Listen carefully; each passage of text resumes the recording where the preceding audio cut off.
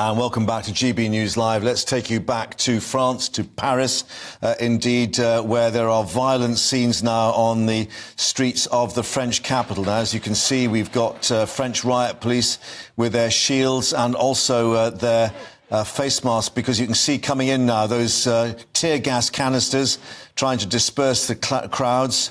And we understand this is the situation also in the western cities of Nantes and Rennes, certainly with police reacting to what they say were projectiles thrown at them by protesters. But we haven't seen that happening here in Paris. What we have seen are these canisters being fired by the police to try and disperse the various marches. Of course, it is the traditional Labour Day, May the 1st. The marches have taken place for many, many years in France, in Paris and other cities across France. The unions saying they were hoping that 1 million people would march through the towns and cities of France today to protest, of course, at President Macron's attempts to raise the state pension age in France to 64, but also being seen as a protest against Macron himself and the way that he has tried to impose this change without going through the various legislative processes, but the process now really taking issue with the way that he has imposed himself, as they see. But you can see the very thick smoke now across the street, the boulevard there, people moving back. The police themselves have got these tear gas masks on and the visors and the helmets, so clearly they're being prepared for this. We did see earlier hundreds, if not thousands, of union and workers' groups with their flags and their protest placards, but indications here that the police have cleared this particular area by the use of those tear gas canisters. Let's just have a listen in.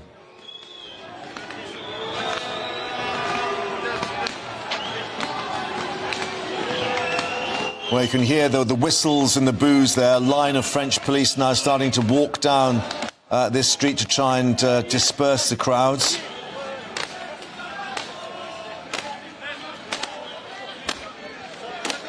Their batons banging on their riot shields, trying to move forwards.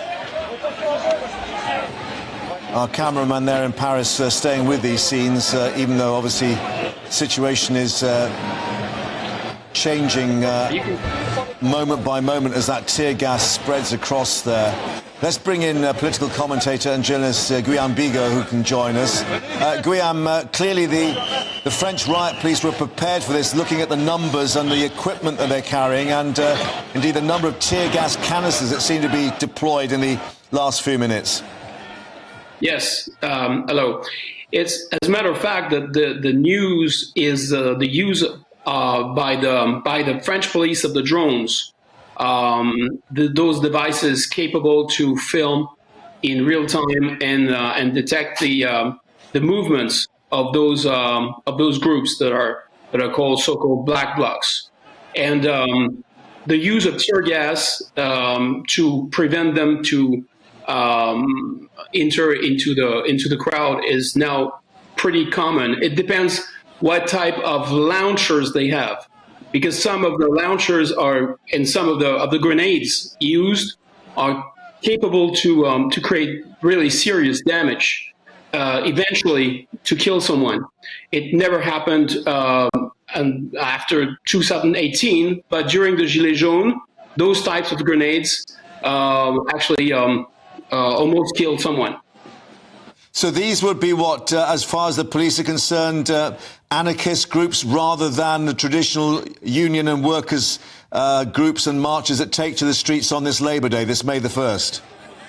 Absolutely, absolutely. You have actually two types of protests and movements. One is the social movements based on the trade unions. The two main trade unions in France, CFDT and CGT, are capable to control the crowd, and they're very used to that, and they're in retreat. They do not join those anarchists, the so-called black blocs. And you have the black blocs, which is another group. It has a long history, and those people wants to create chaos. Now, you have to understand, and the British public has to understand that some French politicians in the parliament, in the French parliament, named La France Insoumise, which is far left, run by Jean-Luc Mélenchon, those people are usually using the black blocs, using the writers, using the anarchists in order to push their ideas, and their appreciation of their action is quite ambiguous. They say, well, don't take them too much into account. They're not that violent and so forth, and they encourage them to do it. However, is there a shared common cause, and that is the growing frustration that some have with Macron on the way that he's tried to push through these pension reforms without the legislative process? Yes, that's a main danger, actually, because those activists, those anarchists, are quite cut off from the population and from let's say, the ground movement of the French people. But the anger is widespread in France among the people and among the public.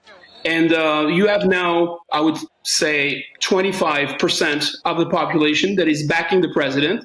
That is to say, 75% of the population is definitely against the president. And the president somehow is... I'm just going to interrupt you. We're just seeing some extraordinary scenes where they're having to move some of the various flower stalls and vegetable stalls that, of course, have been put out on the streets on this May Day for people to share. I mean, this is clearly becoming a bit of a battleground, that what we can see. I don't know if you can see the same pictures as us, but clearly the police are now forming these groups to try and split up the protesters and gain some kind of control here.